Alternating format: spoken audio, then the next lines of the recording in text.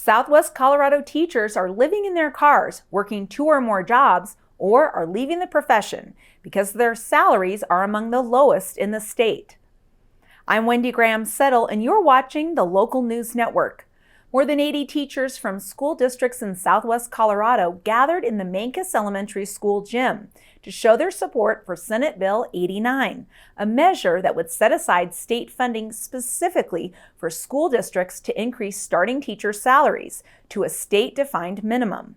The measure has the support of the Colorado Education Association, Democratic State Representative Barbara McLaughlin of Durango, and Republican State Senator Dom Quorum of Montrose listened attentively to teachers as they testified about the impact that low salaries are having on their lives, their colleagues, and their students.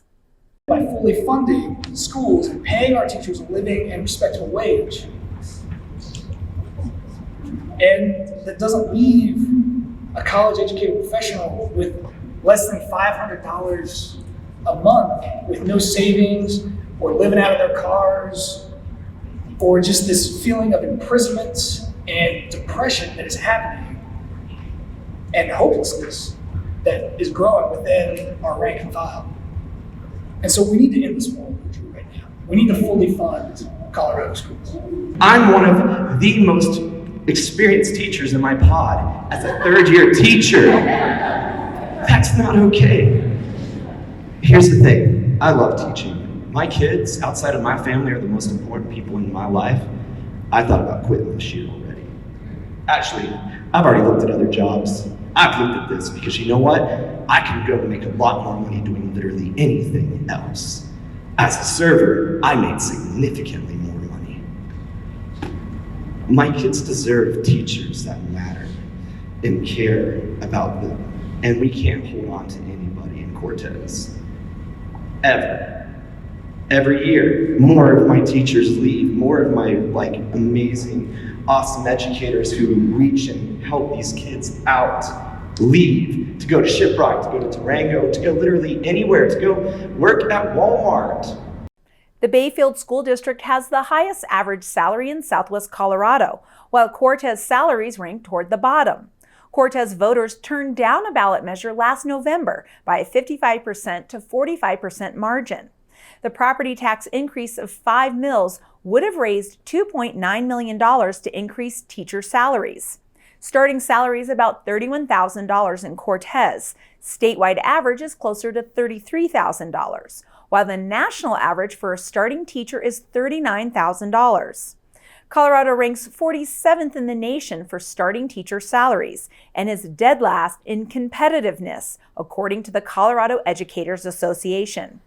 While educators applauded Senate Bill 89, both Quorum and McLaughlin said they didn't support the measure for different reasons. Quorum blamed the drop in revenue available to education because of Colorado's efforts to regulate the energy industry. He noted that the highest salaries in the state were offered in counties that had strong energy production economies. You can't have a healthy environment and a healthy economy without jobs. And I think we have taken a situation that we have destroyed some very, very high-paying jobs.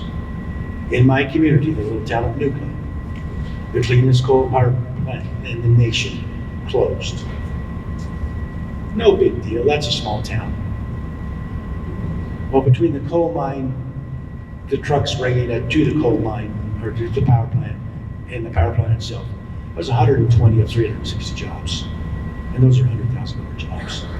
McLaughlin, a retired English and journalism teacher from Durango, said she first wanted to make up funding that the state cut from education to cover general fund shortages that started in 2008 with the Great Recession. The total shortfalls in full funding are called the negative factor. It now totals more than $850 million this year.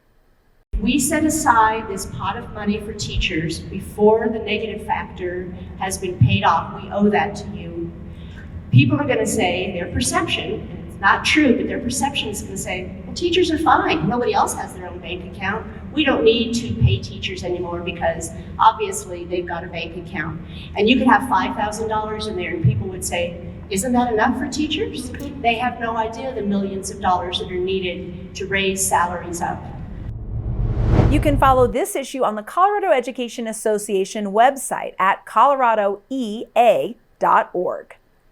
Thanks for watching this edition of Local News Network. If you'd like to see this story again, visit our website where you can sign up to have us deliver your news directly to your inbox. I'm Wendy Graham Settle for the Local News Network.